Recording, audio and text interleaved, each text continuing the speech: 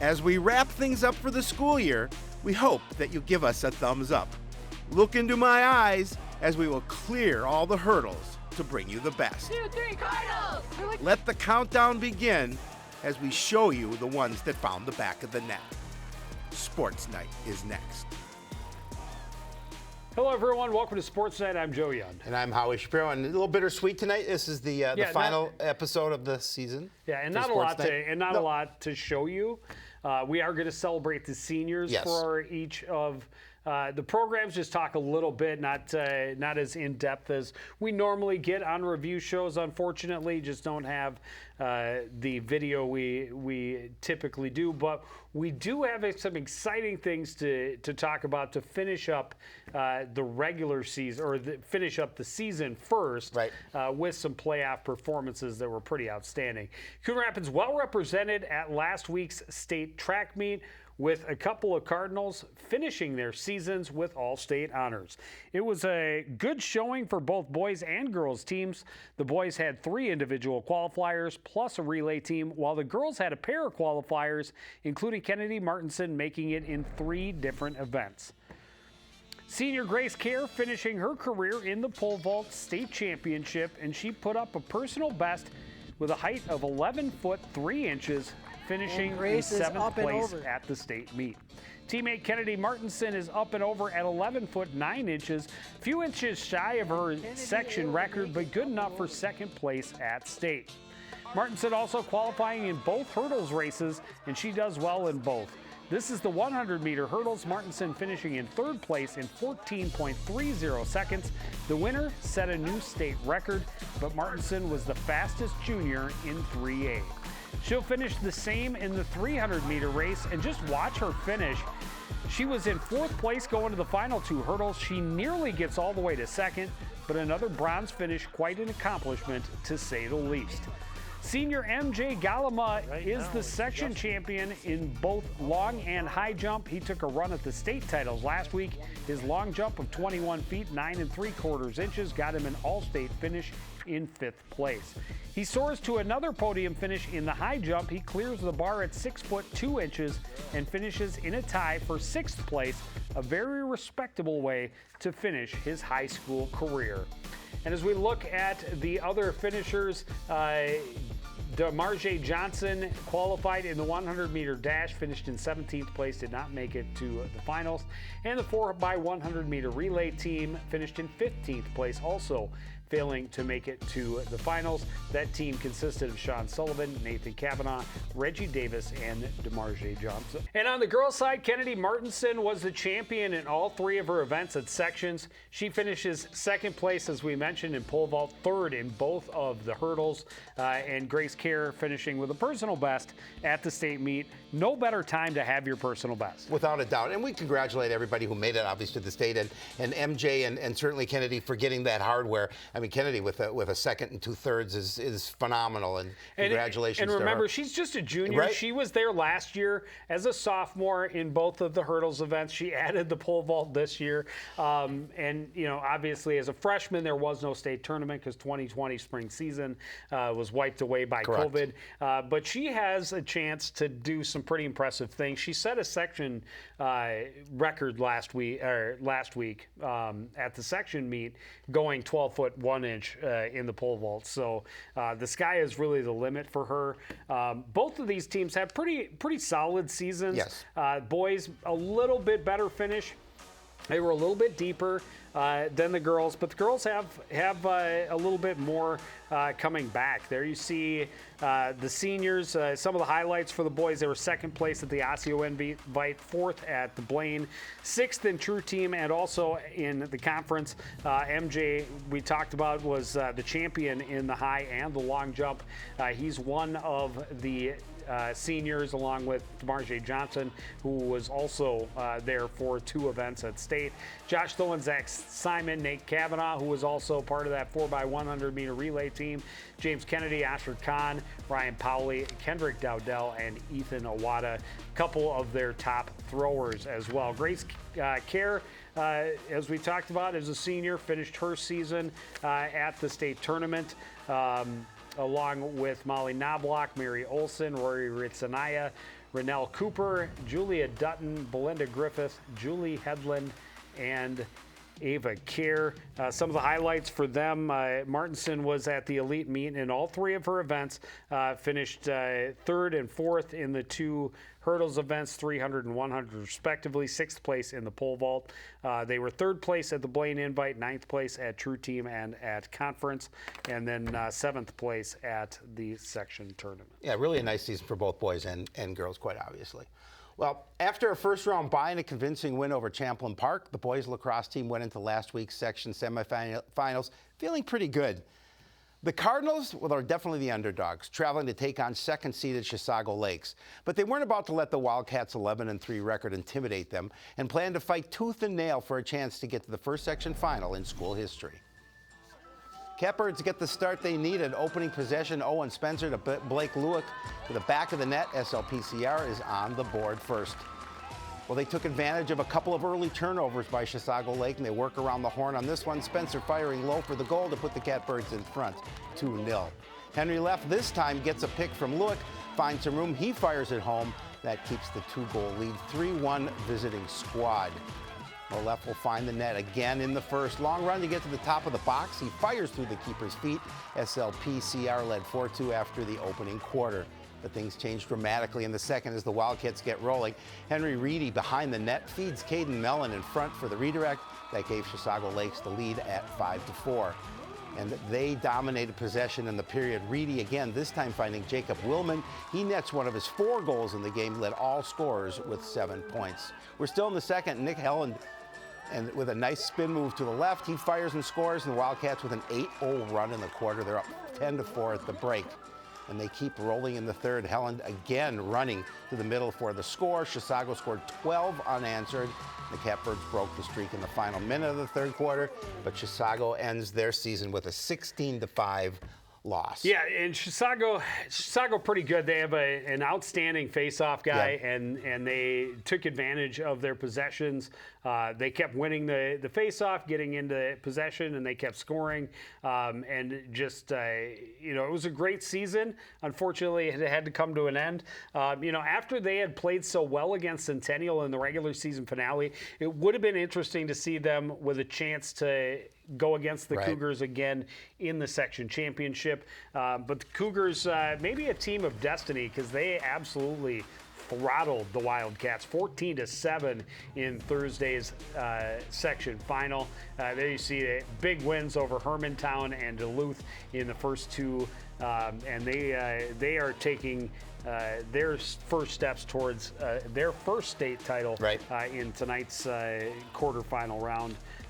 So we wish them the best as the representatives from Section 7. This was a great team for the Catbirds. 9 wins, 6 losses, including going into the tournament. They finished 5th place in the Northwest Suburban, 3rd seed in the tournament. All great things, however, a lot of seniors. A ton. A lot. There you see him: Tucker Anderson, Braden Barr, Harry Koval, David Jeebley, Hudson Jensen, Blake Lewick, Julian Packard-Rao, Dean Romaker, Dalen Sillavong, Owen Spencer, Max Walls, and Walker Zeman. That includes, I believe, 9 of their top 10 scorers, including Blake Lewick, who finished with 57 goals. I think he had 51 last year, so 108 goals in the past 2 seasons. Not bad. Makes him one of the most prolific scorers in the state of Minnesota. He will not be easily replaced. Owen Spencer also finished with over 50 points this year, so those are the 2 big scorers, but they do bring Henry Leff back. He was one of their seniors, or one of their captains. He's a junior, and he finished in double digits. They had 5 guys with double-digit points. Certainly Lewick and Spencer were way above everybody else, but they had 5 guys. He was the only one that will be returning with double-digit points. So they'll have some rebuilding to do, but I think this set a great foundation. And remember, this is a program that came together just 2 years years ago. This is only 2 seasons in, so hopefully there's some staying power for this Catbird squad. They were so much fun to watch in the opportunities that we had to see them, and of course the video that we watched. And you were there filming that last game because you're the Swiss Army knife of CTN. You do it all. But Chisago Lakes must have really tied up Lewick. I mean, you get a guy that has 56 goals coming in. He didn't just see one, the ball much. I was going to say just one. So they must have done a really nice job just kind of tying him up and not letting him get any space. They just kept the ball. Yeah. They didn't share at all. They won the face-off. That wasn't very nice not to share. They won the face-off. They went down, and they just maintained possession. SLPCR in that second quarter when they were outscored 8-0, maybe had 3 possessions. That makes it difficult to score. Maybe 4 tops, and it was typically 1 shot and done. Girls lacrosse team did take a step in the right direction this year, but they too will have a lot of rebuilding to do. They had 4 wins on the season this year. That's better than the 3 wins they had a year before. They did earn a home playoff game by becoming the 7th seed in that 12-team tournament. So they, unfortunately, they were upset by number 10 Anoka in a tight match, but they too, as I mentioned, will be hit hard by graduation. Lose their top 3 scorers, Kennedy Bolander and Anna Kepke most notably. They were by far and away the top 2 scorers on this team. They will be tough to replace. Along with them are Gianna Isaacs, Rachel Jerzak, Maddie Fowler, Maddie Reinhardt, Lila Gilliard, one of their top defenders, Sophia Delfrati, Amek Joaj, and Delana Washburn. Some notable returners, though, coming back. They will have sophomore keeper Sam Marnholz came out and had a great season. Her first year between the pipes. Junior Brooke Griffith and freshman Katie Wigan among the returners that they will look to take big strides next year. Yeah, but they'll have big shoes to fill. Both squads obviously looking next year to fill some big spots, and you look at all both those seniors that we showed there, and a lot of contributors all season long. Well, the golf teams, the off season and therefore the time to improve for next season is already underway. Both teams, I think if you ask the coaches and all of the players would say they would all agree that they didn't finish as well as they might have liked. For the boys team, they had a couple of seniors that gave some good leadership. They got off to a good start, but they didn't really progress the way they had hoped. The good sign for the boys is that they had some younger players step up that were showing some trimming of the numbers and whittling those numbers down. So they'll lose some solid leaders at the top. Most notably, their 2 captains, Nathan Clark and Peyton Himley, but 6 total seniors, Alex Beck, Eli Christensen, Joey Dunn, and Thomas Samet are among those 6. And they will look to those returners, junior Devin Thompson and Caleb King, along with Bren Roberstad. Freshman Oscar Berg came on strong at the end of the season and was among the team's top scorers at the end, as was sophomore Gavin DeVries. So they do have some pieces that will be coming back, but it's such a short season to make any real improvement. The time to get better is now, and spend a lot of time at the golf course over the next 6 months when you can in Minnesota. Well, yeah, especially being a member of the golf teams, you get that opportunity to golf at one of the finest courses in the Twin Cities. So. And they get it all summer long. Well, I was going to say, and so there's great opportunities for them to get out on the course this summer and improve their games, and hope that translates into lower scores next season. Yeah, girls golf team, pretty much the same kind of story. They had a couple of seniors that were leading the way. Kate Garbo was their senior captain and scoring leader in almost every event. Emily Verbeek, also a senior captain. Maya Kelly was one of their top scorers almost every meet as well. Haley Wise, their 4th senior. But this was a team that really just didn't see that team score come down. Didn't find the consistency they had hoped for. They had to search deep for their positives and take those little pieces. But again, time to start is now to get better for next year.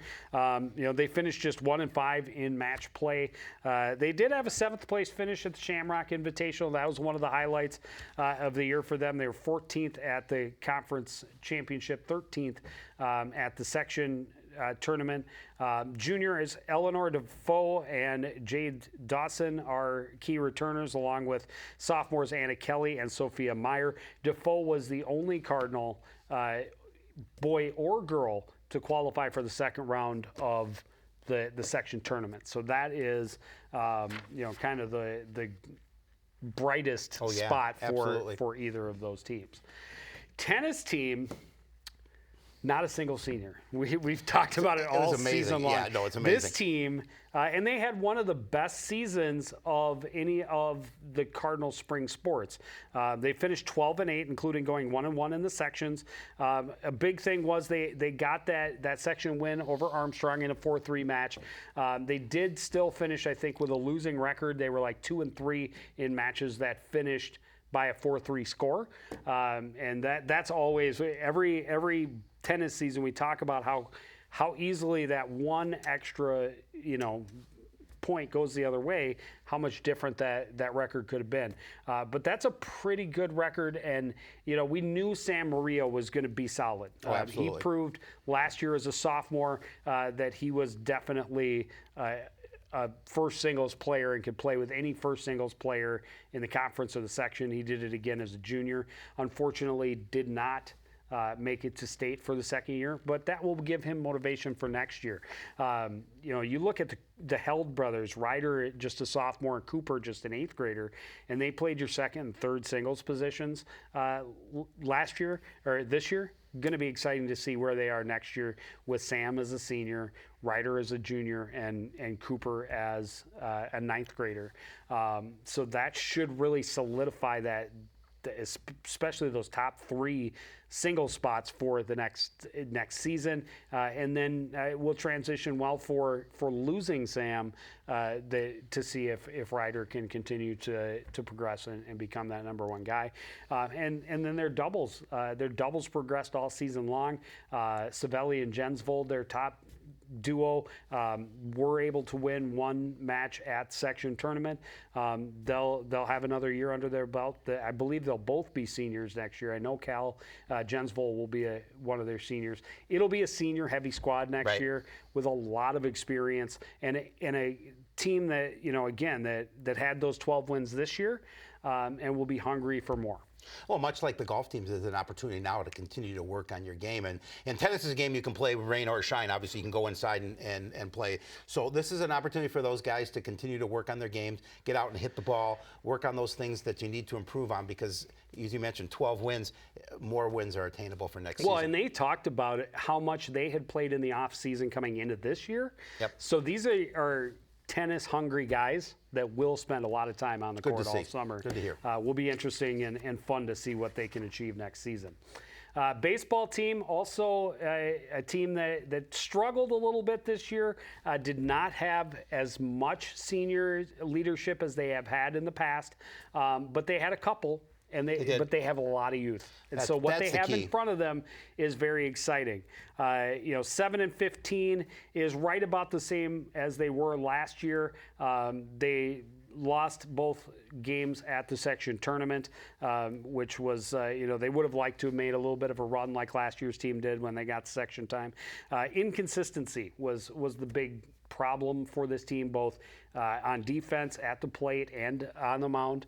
I think you're going to see that kind of progress as we take a look at the seniors. There are some names there that are definitely going to be missed. John Ankerfeld, Jack Byers, Garrett Rotzine, Adam Powell, Jacob Powell, Patrick Wright, Cody Novak, Zach White, and Nick Bradley. They lose a couple of those guys. Zach White and Nick Bradley have been a couple of their big pitchers the last couple of years, but you've got a number of guys that I think stepped up this year. Most notably, I think Logan, don't call me Aaron Ness. He, I thought, looked really good on the mound. You got Mark Manders, did some nice work on the hill, and so did Tommy Dutton. He was a guy who had not pitched at the varsity level before this year. The Jaden Kopp one of their top hitters and was very solid behind the plate for him. And then Zach Novak, who earned his way onto the varsity squad late in the season and then ended up leading the team in average. So those guys will all be back. And you had Jared Fearing in, who played almost every game as a freshman and then missed the entire sophomore season due to that ACL injury suffered during football. I think he'll help the team in all aspects. He will pitch. He will be a good bat in their lineup, and we hope that he'll be solid defensively, depending on where they put him in the field. He was kind of penciled in to be their starting center fielder this year after spending most of last year in the infield, because last year's outfield was so solid. But we'll see what happens. I think he's more naturally an outfielder and a pitcher, but I think he will help them in both of those aspects, and we definitely look forward to seeing if this football. You're ahead of yourself a little bit. We are hoping this baseball team will return to prominence in the conferences section in the near future. Softball team, almost the same schedule and same story as the baseball team. They finished 7-17, or 7-15, the exact same record. They were just 2-11 in conference play. They have some big names that are seniors that are going to be lost. But it was a team that was trying to replace almost all of its pitching. Coming in. You had Abby Ness was about the only one who had pitching experience coming in, and she struggled a little bit to get into her rhythm. They did have a couple of younger players that came in and kind of took the reins. Maya Ruddy, just a sophomore, really was the team ace by the end of the season. Unfortunately, Ariel Zhang, just an 8th grader, who showed she's got the chops to play at the varsity level and be a solid pitcher. She was impressive. Unfortunately, she will be a Spring Lake Park Panther next year. So we will be disappointed to play against her, but look forward to seeing Maya Ruddy leading the way. Ryan Mellum and Chloe Christie are a couple of notable returners that they will have to help build the team back to where they want to be. There's your seniors, 8 of them: Leah Numala, Jaden Gale, Abby Ness, Seda Green, Grace Graham, Ariana Hoyam, Jen Carlson, and Vivian Hernandez. Many of them multiple year varsity players. All contributors. That's a big loss. And so they will definitely have some big holes to fill. It will not be easy, but it never is. But that's the nature of high school sports. You wish the seniors the best, and you look to the younger levels and hope they can carry the program forward. Well, that's what you hope for both baseball and softball. I know Coach Bright said before the season, wait to see some of our younger players, and we did, and we can see the potential in this team. A lot of sophomores. And Coach Nienaber hoping for the same for some of the younger kids stepping up for next year and the years to come. Yeah, well, we're not getting any younger, but speak for yourself, we have made it through that. This is year 25 of CTN coverage following Cardinal sports, but that is going to do it for this edition and this season of Sports Night. We want to thank everybody out there for joining us and continuing to support everything we do here at CTN for the entire crew, including our producer, Neil Highlights Hennon, and my co-host, Howie Shapiro. I'm Joe Young, saying good night.